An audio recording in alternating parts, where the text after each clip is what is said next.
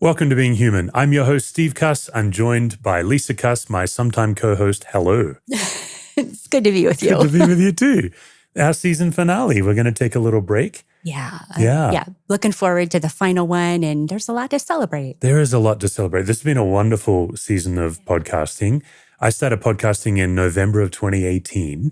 And so, I'm kind of a veteran. I've done over 200 episodes now, but this is our first season on Christianity Today. First of all, so nice to have a podcasting family. Oh, yeah. Yeah. It felt really supportive. It's been great. And so we're thrilled for those of you who have joined us on this journey. We'll be back in mid-August. We just like to take a little 6-week breather through the summer for those of us in the Northern Hemisphere, the winter for my Southern Hemisphere friends. And today, what we wanted to do is actually set you up with a few tools. We're going to start with a really simple one that anyone can practice as you're listening to this or watching this. Then we're going to dig a little deeper. But as we were planning this last episode, we thought, wouldn't it be neat to give folks like 3 things they can do during the break that can really help them manage anxiety, relax into God's presence? Okay, so the first one, we'll just get right to it, is put yourself on your conscious list of relationships. I'm infamous for not naming my tools very well. It's a little mouthy. Well, maybe we can just leave it to our listeners too. If you have a better title for this, please help us out. Yeah. I was meeting yesterday with a lady that is sending my work to potential conferences if they want a conference speaker. And she kept asking me for the names of my keynote talks. And this poor lady, she's really kind. She was too kind to say, these are terrible names because they're just like paragraphs. Yeah. I'm not very good at the pithy name. Yeah. Well, it'll be more clear after we do this. After we explain it. My names always need an explanation. Yes. Yeah.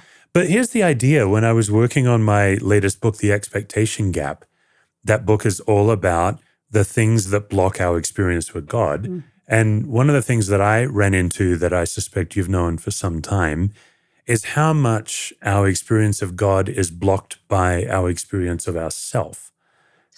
Anything you want to say about that? While I think of how to title this tool better.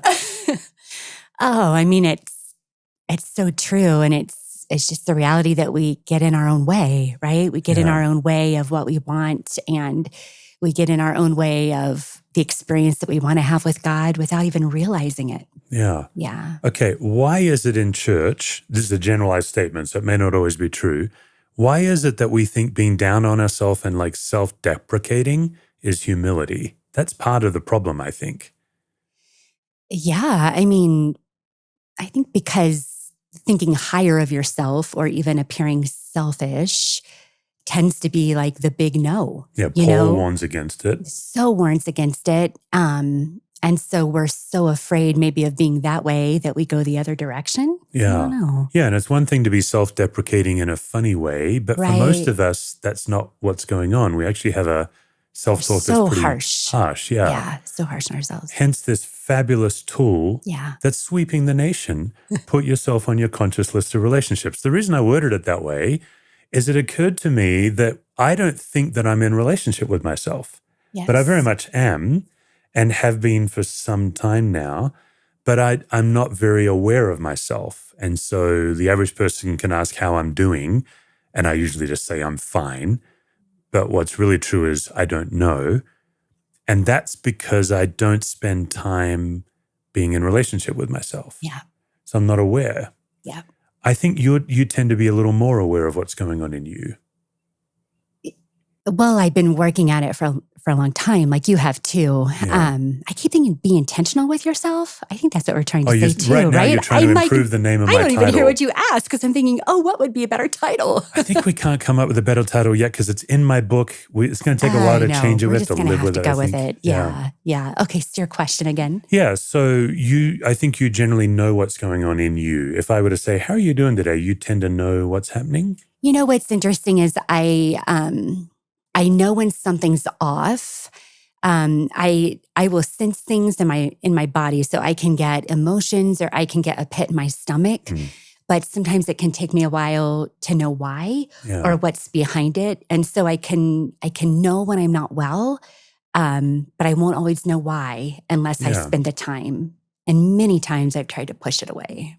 Yeah. And I think that's what most of us do is we just kind of press on. Yes. And sometimes we press on in the name of selflessness or that there's too much to do. Yes. And it's just counterintuitive to just take 1 or 2 minutes to pause. Mm-hmm. And so here comes our first tool. I was so surprised, Lisa, that if I want to improve my connection with God, I actually start by connecting to myself. That felt selfish. Mm-hmm. But I guess I would say that now I have something to give to God. Yes. If I just like reach out and try to connect to God and I'm not aware of how spun up I am, then I just stay spun up and try to like add God to the picture.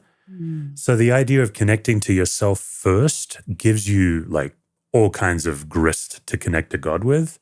Yeah. What's that look like for you? I'm curious. Yeah, for when me, you can connect with yourself, how does that change it? it just takes usually a minute to figure out what's going on. So like you're often asking me how I'm doing. I'm sure many times because I'm, shall we say, exhibiting signs that I'm not well. And so you're like, I wonder how you're doing. And I'm like, what do you mean? Back off. But then if I actually reflect on it, what I quickly discover is there's a little volcano of activity going on down there. Mm-hmm. For me, my anxiety comes out in a spinning mind. And so just recognizing, oh, I'm pretty spun up right now. And then it doesn't take me long, whether you're helping me or someone else is helping me, or I can get there on my own. I'm actually able to name the why.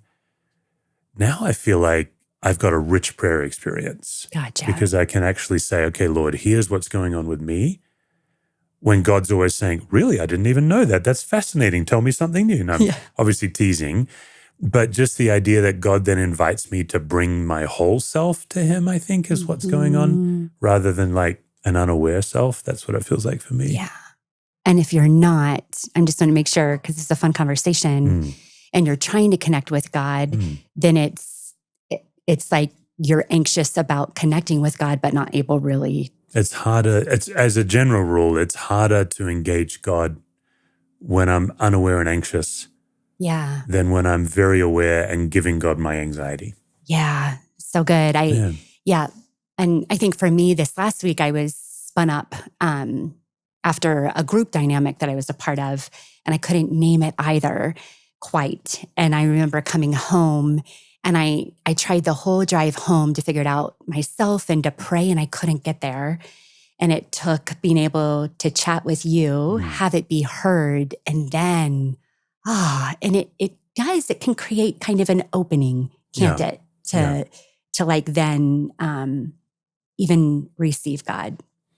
Yeah. And after all these years, my default posture, I'm not proud of this, but my default posture is to figure it out on my own, whatever it is. So it is a good exercise for me. So what we're saying here is if you put yourself on your conscious list of relationships, infamously named, it really can improve your relationship with God.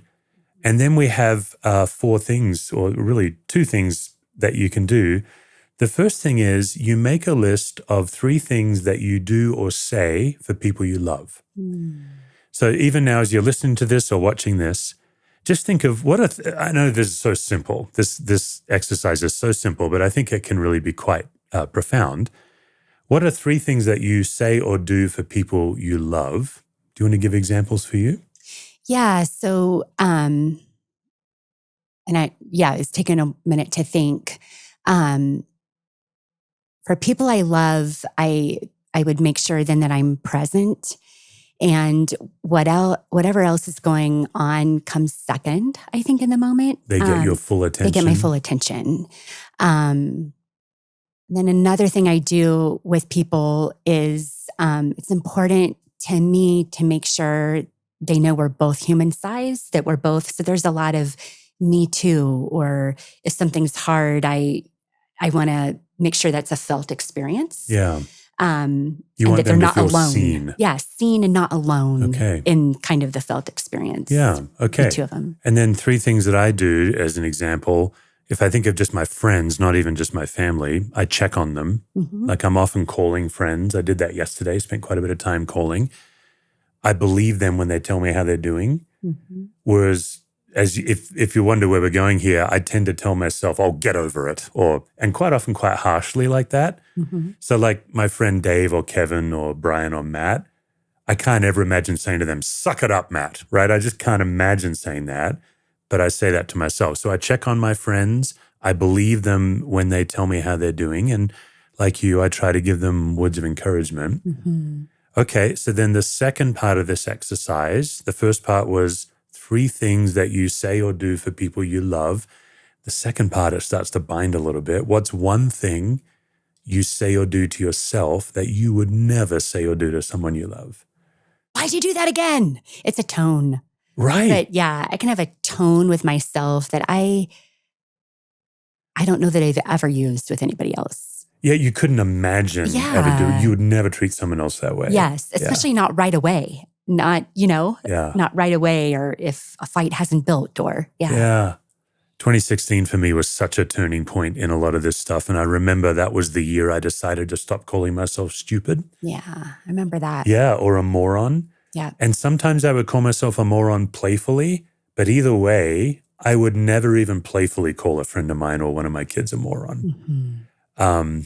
Okay, so now you start to see this contrast on how you treat others versus how you treat yourself. And we think one of the reasons we do this is we don't put ourselves on our conscious list of relationships. We don't see ourselves as somebody who is worth cultivating love and forgiveness and friendship with. Right. And so some people, like a lot of our work is with caregivers, whether it's pastors or counselors, social workers, people in medical. Caregivers are the worst at this. Oh, yeah, because they'd rather focus on others than themselves. We think it's caring, but it's actually kind of avoidance in some ways. Yeah. You know what is interesting is with this practice is that it does allowing yourself to care for yourself, widens your ability to care for others too. Yeah, it grows your capacity. Yeah. And then I think it also really opens your soul up to receive God's love. Yes, I'd agree. Yeah. Yep. So if you are struggling to experience God's love, like you believe God's love in your brain, but you don't believe it in your body, you might try this tool, because what you'll see is the way you treat yourself is, I picture it like a Teflon layer of protection, where God's love, it's just harder for you to feel it in your chest. Okay, so the 3 things you do for people you love, the one thing you do to yourself, here's the summer homework. Yeah. Pick one thing from the top list and start doing it for yourself. So for me, I started believing myself, and that was new for me. Believing I had the rights to my feelings, whereas having been married to me for some time, you've seen me struggle to give myself permission to have my feelings. So I thought— You would have a lot of them, well, but not permission. who's to say? Yeah, I would typically have a lot of feelings and then be trying to rationalize them, right? Is that what have you noticed there? That's interesting. Well, I mean, this, for those that are in Enneagram too, like you present as an Enneagram 3, and what they say is that Enneagram 3s actually have one of the highest, are highly emotional, but also don't get permission for it. We take in the world through our feelings. Yes. Yeah. Yeah. And so it's just always interesting when I hear you want to rationalize it or whatever, because there's a lot there. Yeah. And how beautiful and powerful when it can come out and be seen. Yeah. Yeah. And to go one level deeper on this, a lot of this is related to our family of origin and some of the messages we picked up from our family. And even in a really good family, you can pick up some tough messages. So, one of the messages is from my family is others have it worse. Therefore, whatever I'm going through isn't worth somebody's time. Yeah. Yeah. So we diminish ourselves. We totally diminish ourselves, all right into burnout. Yeah. Diminish ourselves and ignore ourselves right into burnout. So I've been on a journey of trying to believe myself, and it's still hard, I'll be honest. It doesn't come naturally, and then it feels so good when it does. Yes. Yeah. Yes. And I think for me, making space for other people, kind of in a right sizing and to be seen, is important to do for myself. And then I think it's then that I can see the invitation. That's what God wants, right? Yeah. He wants us as we are. He knows that we are complex and messy. He made us human. And so when I take time to name, this feels messy, and yeah, maybe there's things I should have done better, but it just is messy, then there's an invitation to come with the mess to be God and not to want to hide it. That's interesting. I thought you were going to go another way there. When you said making space for yourself, I thought you were going to point out the struggle for you to have downtime. Oh, no. Okay. Yeah. Interesting. Well, that's important too. Because I've seen that lately. Yeah. You'll have 15 or 20 hours of really intense trauma therapy, and then you'll come home and you'll struggle to say, oh, it's okay for me to have a night where I'm not doing much. Yes. No, Yeah. that's true. That's probably another level. Maybe I'm that glad comes I could first. point it out on the pod. Yeah. Right. No, you've been trying to give me permission. I know you have. Listeners, if you and watchers, if you've seen something in Lisa that you think she could maybe use to be pointed out. Yeah, let's just do that right after the title. Let's point it out. Yeah. Okay, so making space in various ways for you, giving permission for me, and then the bottom category, something that you do to yourself you would never do to others. I made a vow to try to stop calling myself a moron. And I've knocked it down 90-something%. I went from 50 to 100 times a week, not even thinking about it. I think I'm at like 3 to 5 times a week now, unless I've just released a new book and then it's higher. But as a general rule, just a handful of times. So that's me. What's something that you do or say to yourself that you are committing to not doing that anymore? I think... Yeah, I'm trying to think how to word it. I think I'm committed to noting the tone that I use with myself because it helps to note it first because sometimes it can come so quickly it's like that you don't even realize it. So interestingly, I've noticed the tone that I used to use with myself was like one of the characters in Monsters Inc. And it was just loud and like always, just harsh. And then lately, the tone has sounded more like Meryl Streep and Devil Wears Prada. Oh, sure. Which is lighter, but just that little, why are you not ready? Why is nobody ready? Yeah, that whole condescending but very light tone. And so it doesn't catch me as much, but it wears me. It's good. So it would be catching the tone to be able to realize what I'm dealing with rather than... be controlled. Okay. So Jesus said and actually commanded that we love our neighbor, but he added this pesky amendment, as you love yourself. Yes. And I picture this self-talk. Like this isn't about self-absorption or self-improvement. This is actually a conversation about worship. Yes. And I picture our self-talk kind of being like a valve on a water pipe. So if a water pipe is where God's love is flowing, my self-talk is either the valve that runs across it and shuts it off or runs with it and keeps it flowing. And I'm not suggesting that our self-talk is powerful enough to stop God's love. I'm just saying it's powerful enough to stop our experience of God's love. It can close us off from receiving it. Yeah, God loves us. There's nothing we can do about that. There's a whole dam built up right here. Yeah. Yeah. Is that with an N on the end or just D-A-M? D-A-M. Just the first dam. Yeah. The Christian dam, if you will. That's right. So just the idea that if we can learn to be as kind to ourselves as we are to others, love ourselves as much as we love others, it opens up our heart to be able to experience God's love for us. Yeah. And that's the spirit in which we're going to light the candle. Perfect. Yeah. So as we light this candle, we're just going to pause and you can be thinking about what's something you do for others you're now, by God's grace, going to start doing for yourself? What's something you do to yourself that by God's grace and power, you're going to stop doing to try to open your heart and soul up to God's love, where you don't just believe it in your head, but you experience it in your body?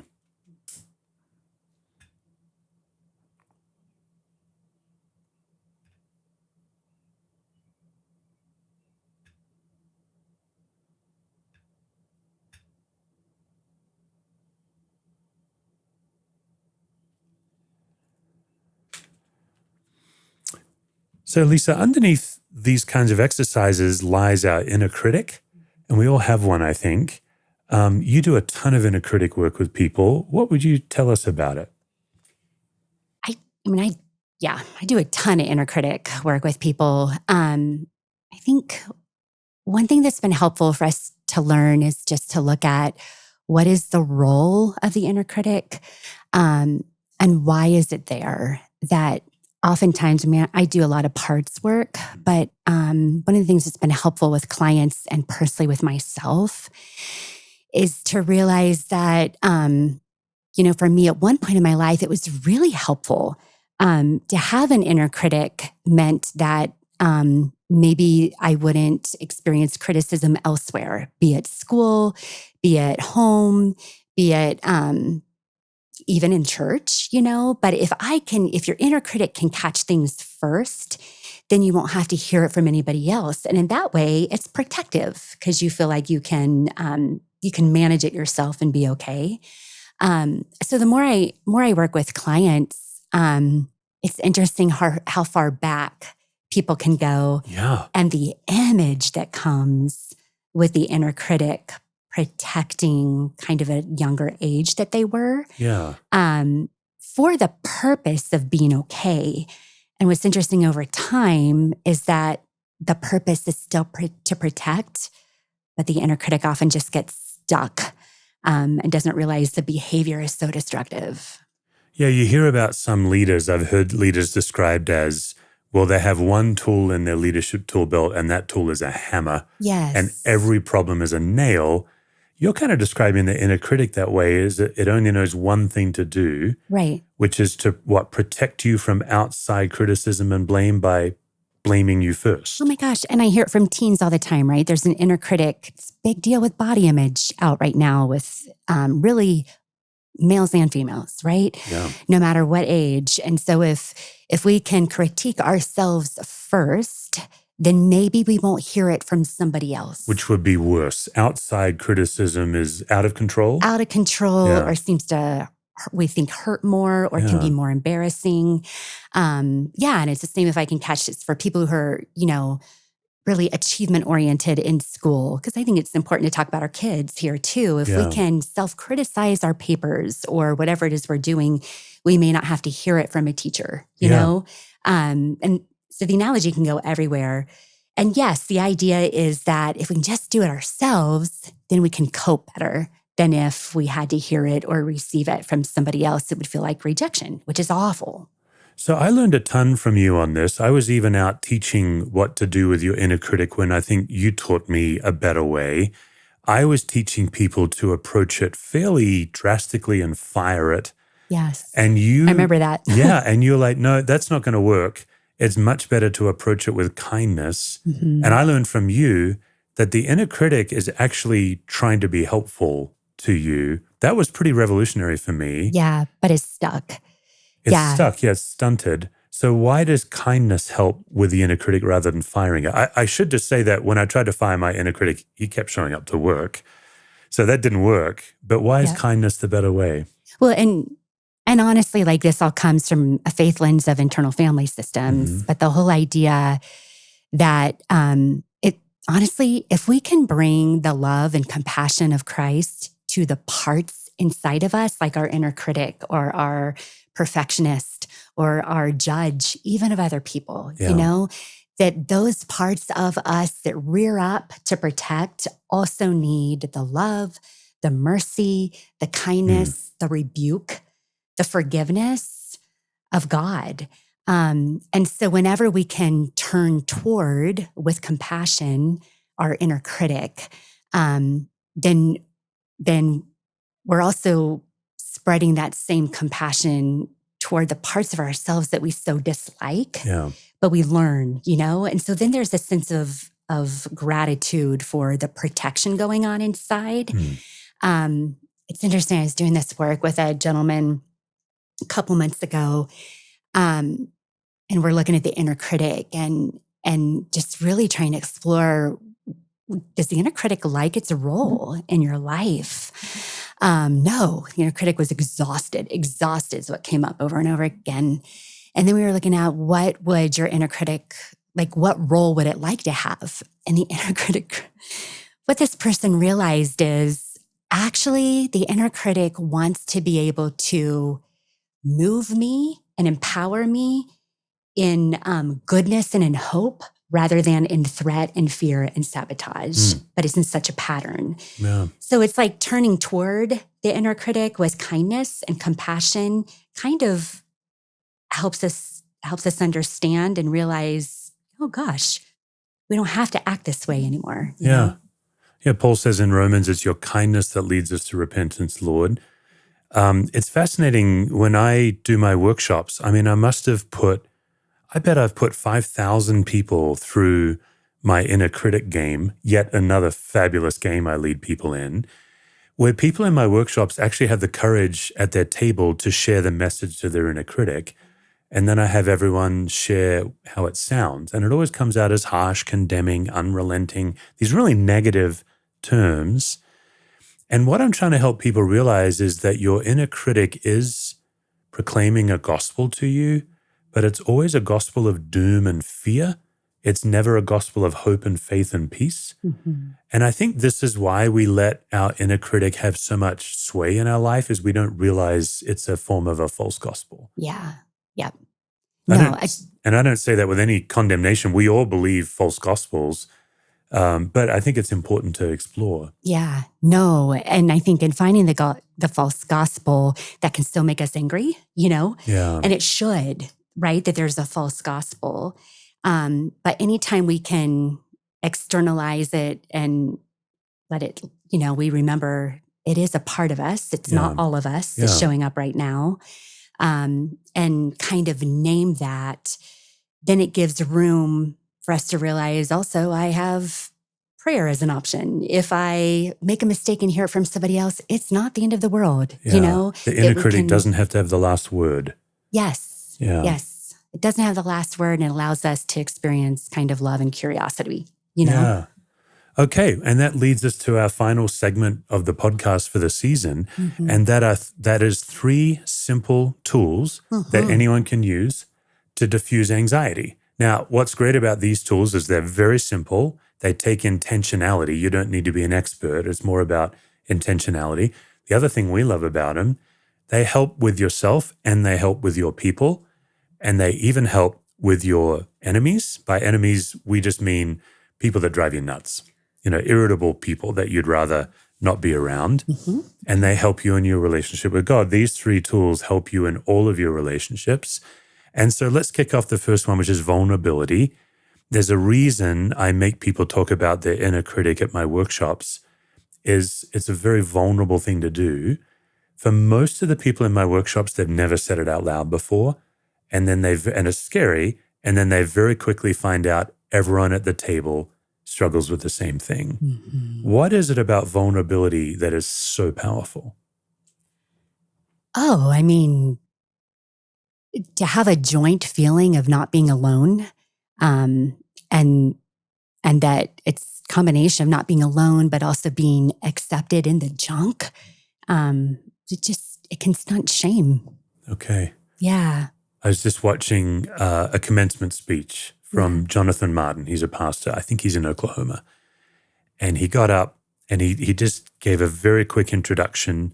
He said, I have a prayer for you. I think it must have been a Christian college, all these college graduates. I have a prayer for you. I'm a pastor. Here's my prayer. And then he just said to them, you're not alone. You're not alone. He said it 5 times in a row. Oh, that makes me weep. And he just walked off the stage. That was his whole commencement speech. Yeah. And vulnerability does tell us that our worst fear is not true. We're not alone. Right. And anxiety tells us we are alone and that we have to hide, and so quickly breeds with shame. We've shared this before. Brene Brown gives the analogy of if you put shame, and I dare say also in some ways anxiety, in a petri dish, and you douse it with judgment and silence and secrecy, and you put the lid on it, it's going to grow exponentially. But if you take that same petri dish and the same shame and you put in it vulnerability and empathy and curiosity, that it will stunt the growth. Yeah, it's so powerful. Yeah. So we coach leaders to go first with vulnerability. When I'm speaking, I'm always sharing present tense stories about my anxiety. Fortunately, there's always plenty to share. We both have. So even I did a workshop on Wednesday, and people, the feedback they gave me, they'd never met me before. They're like, man, all your stories are kind of recent. I'm like, oh yeah, like that's the way it works. So I'm intentionally leading with my vulnerability to give people permission. So we always encourage the leader to go first. There are three kinds of people that will receive your vulnerability. Number one, people who want to be well, they will generally give you their vulnerability. And I think that's the simplest way to figure out if someone wants to be well. I share a piece of me that's vulnerable, and in exchange, you share a piece of you. Yes. The second category, I would just describe these people as a little emotionally uncomfortable. They will maybe tease you about your vulnerability. They're not narcissists, but they don't quite know what to do with somebody who's so unpretentious, and so they'll maybe have a little sarcastic edge. You've run into that, I'm guessing? Yes, quite a bit.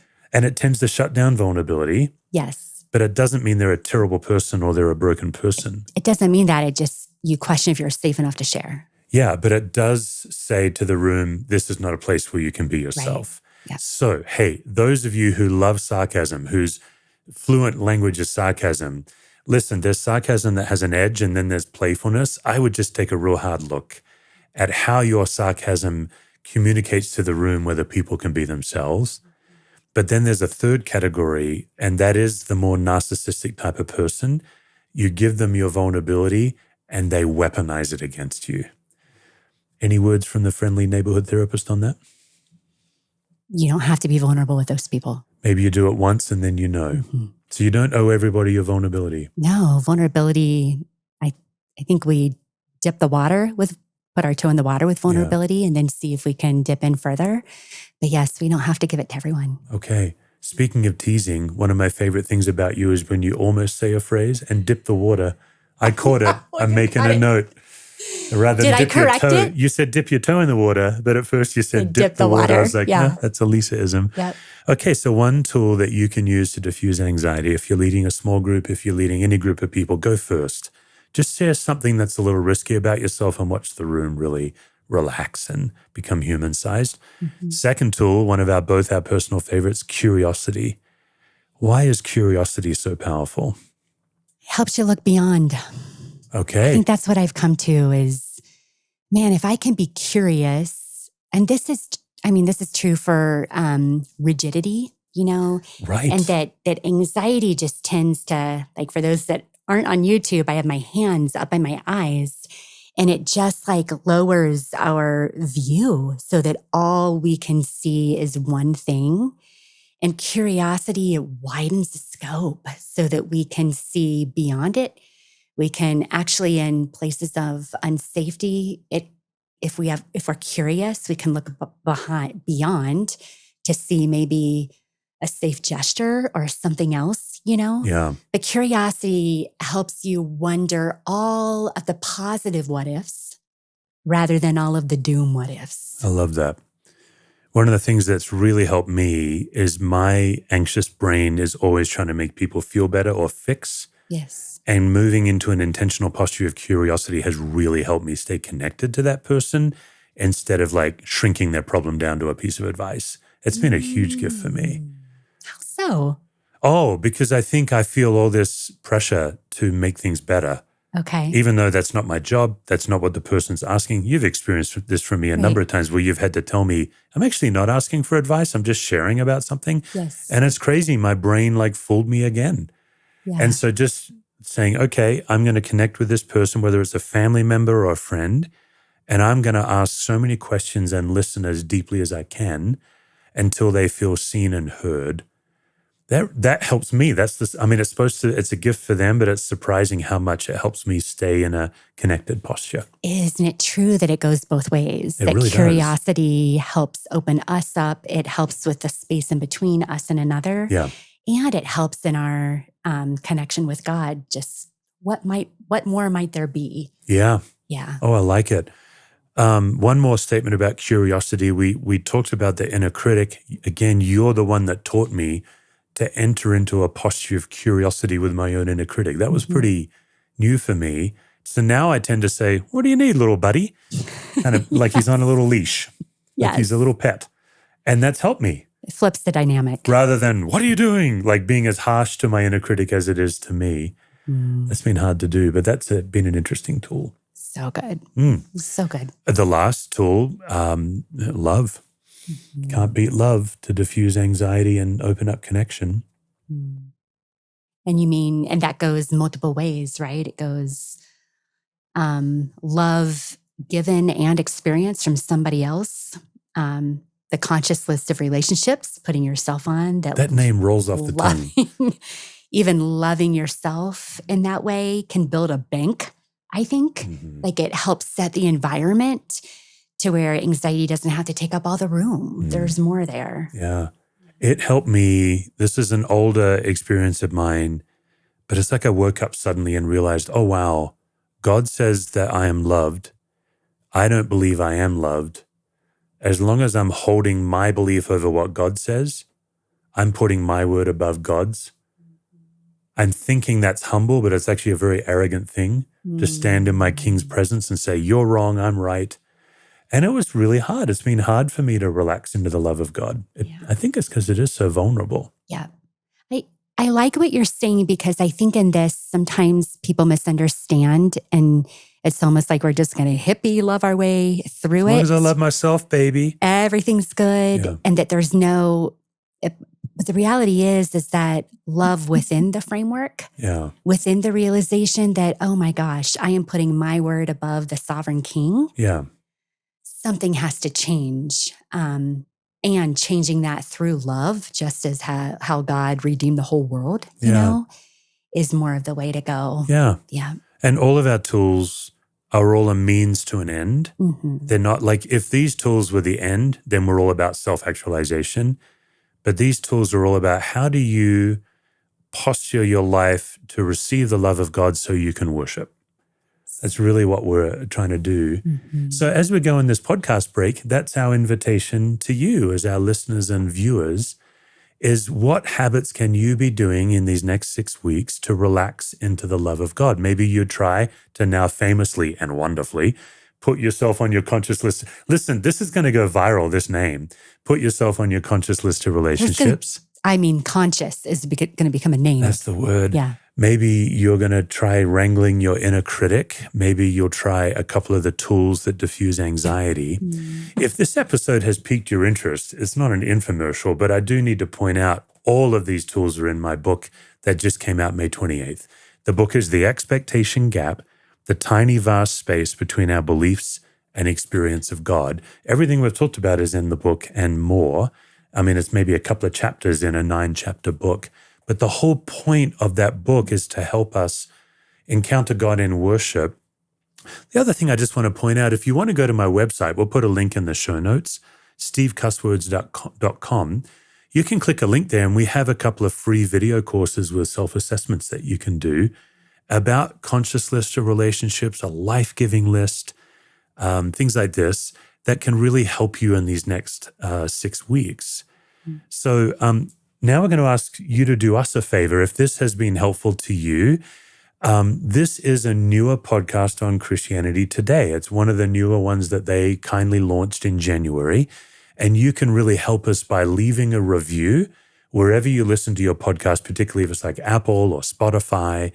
If you would just leave us not just a star review, I'm going to be so bold as to ask for an actual written review. It makes a big difference. And people wonder, well, who cares? It helps people find us. Yeah, because it's in Apple and Spotify's best interest to keep everyone on their platform. And so when they see a lot of reviews, they start promoting the podcast. But also, if you think this episode would help a friend, we're going to ask you to share it. You can click the share on the episode, send it by text or email to somebody.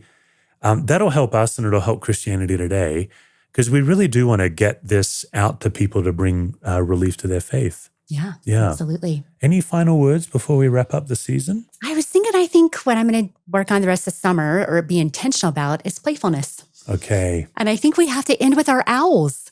Okay, tell us about our owls. Yeah, so we have an owl family living next door to us on our neighbor's roof. There's 5 of them, mom and pop, and 3 siblings. I think teenage owls, they look like half grown. They do. Yeah. But they have been so much fun. But I have to, Steve, you are the epitome. You got your guitar out and went outside and started playing guitar for the owls. And then one of them, 3 days in a row, his head started going. And so I go outside and this owl's head is going around and you're dancing around. And it was one with nature. But that is playfulness, life-giving, creation. What kind of a God makes an owl whose head can turn all the way around like that and then jam, Yeah. So yeah, we're finding ourselves taking pictures. But just the whole idea of playfulness, creativity, like joining the creativity of what God has already started that's out there, can look so many different ways. Laughter, I think for me and the heaviness of life, like those are the things that I want to do to open myself up. That leads me into love and curiosity for sure. Yeah, a lot of our audience may not know that most of our work is with people in leadership of very intense situations. Yes. I mean, I'm sitting next to a trauma therapist. The things that you hear in people's stories it takes a toll. Yeah. And so playfulness is even more important. Yes. The more intense your world. And it's not a selfish thing to take time to be playful. It actually builds your reservoir. Yes. Yeah. Makes you more full. What a great word to end on. Yeah. We just want to close by thanking our friends at Christianity Today. The magazine and the ministry of CT is just doing such great work. We're subscribers. We're going to encourage you to subscribe too. And just a particular thanks to our podcast team. That's Mackenzie Hill, who's made my life so much easier. Mike Cosper and just Mike's vision for the whole podcasting. Matt Stevens and Eric Petrick. I've had the privilege of getting to meet them in person and spend some time. And of course, Ray Gilliam as well, who's been doing some great edits. So guys, thank you so much, CT. We'll be back here in mid to late August. We look forward to seeing you then.